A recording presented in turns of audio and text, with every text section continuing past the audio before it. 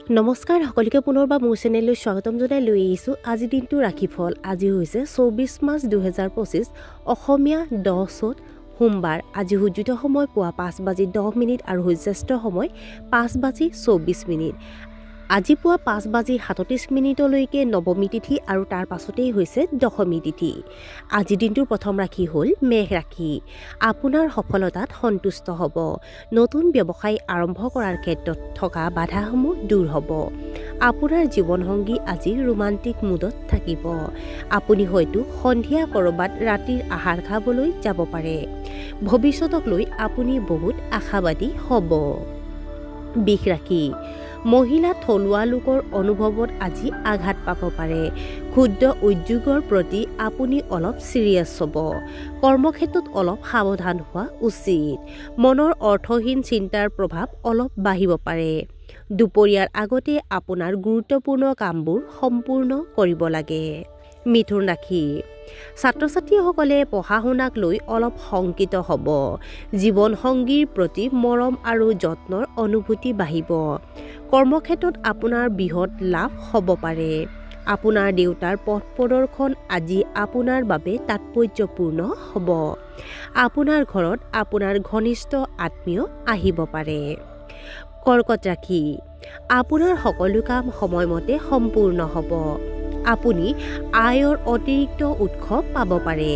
প্ৰেমৰ সম্পৰ্কক লৈ আপুনি আৱেগিক হৈ পৰিব। আপোনাৰ ঘৰত ইতিবাচকতা থাকিব।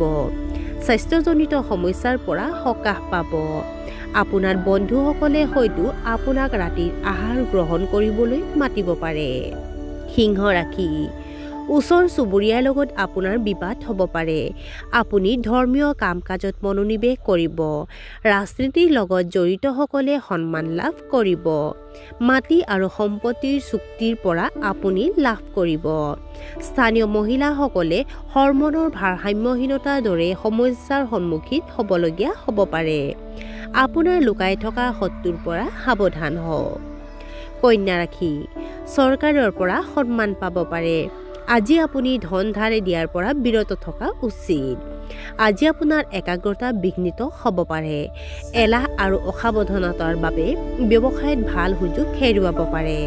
সৰু ল'ৰা-ছোৱালী আজি বেছিকৈ বিচলিত হ'ব। তুলা ৰাশি। আপোনাৰ বাকী থকা কামে গতি লাভ কৰিব। সফলতা লাভ কৰাৰ পিছত মানসিক শান্তি পাব। আপুনি আপোনাৰ পৰিয়ালৰ বয়োজ্যেষ্ঠসকলক সন্মান কৰা উচিত। কিছুমান বিষয়ক লৈ বিবাহিত দম্পতীৰ মাজত কাজিয়া হ'ব পাৰে। অৱশ্যে পৰিস্থিতিবোৰ কৌশলেৰে চম্ভালিব। বৃশ্চিক ৰাশি। ব্যৱসায়ত কিছুমান নতুন চুক্তি পাব পাৰে। আপোনাৰ কৃতিত্বক লৈ গৌৰৱ অনুভৱ কৰিব। প্ৰতিযোগিতামূলক পৰীক্ষাৰ বাবে প্ৰস্তুতি চলোৱাসকলে হয়তো যথেষ্ট সফলতা লাভ কৰিব। আপোনাৰ পৰিয়ালত শান্তি আৰু সম্প্ৰীতি থাকিব। খৰচ কম কৰিবলৈ চেষ্টা কৰক। ধনু ৰাশি। ভৱিষ্যতক লৈ আপুনি কিছু চিন্তাত পৰিব। সামাজিক বিষয়ত আপুনি হয়তো কণ্ঠস্বৰ দিব। কোষ্ঠকাঠিন্য আৰু পেটৰ বিষৰ দৰে সমস্যা হ'ব পাৰে। কেতিয়াও নিজৰ কৰ্তব্যৰ পৰা আঁতৰি নাযাব।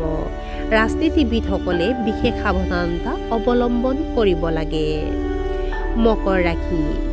বজাৰত নিজৰ ভাৱমূৰ্তিক লৈ চিন্তিত হ'ব ব্যৱসায়ীসকলে। আপোনাৰ সন্তানে আপোনাৰ পৰা বহুত আশা কৰিব। আপোনাৰ পৰিয়ালৰ কথাবোৰ ওলাই যাবলৈ নিদিব। অচিনাকি মানুহক বেছি বিশ্বাস নকৰিব। শিশুৱে পিতৃ-মাতৃৰ পৰা শিকিব লাগিব। আপুনি ধৰ্মীয় কামত ব্যস্ত হৈ পৰিব। কুম্ভ ৰাশি। বিপণন সম্পৰ্কীয় কামত আপুনি উৎকৃষ্ট লাভালাভ কৰিব। কৰ্মৰত পেছাদাৰীসকলৰ ওপৰত কৰ্মৰ চাপ বৃদ্ধি পাব। অতিৰিক্ত সময় কাম কৰিবলগীয়া হ'ব পাৰে। আপোনাৰ নতুন চুক্তি হ'ব পাৰে। উচ্চ শিক্ষাৰ বাবে চেষ্টা কৰাসকলে হয়তো সফলতা লাভ কৰিব পাৰে। আৰু আজিৰ দিনটোৰ শেষৰ ৰাশিটো হ'ল মীন ৰাশি। ৰাজনৈতিক সংযোগৰ সুবিধা ল'ব পাৰিব। নিবনুৱা লোকে হয়তো নতুন চাকৰি পাব। আপোনাৰ মনোবল আৰু আত্মবিশ্বাস বাঢ়িব। আপোনাৰ পাৰিবাৰিক সমস্যাৰ সমাধান হ'ব। সহকৰ্মীসকলৰ লগত কোমল ব্যৱহাৰ কৰক। চৰকাৰী কৰ্মচাৰীৰ ওপৰত কৰ্মৰ চাপ বৃদ্ধি পাব পাৰে।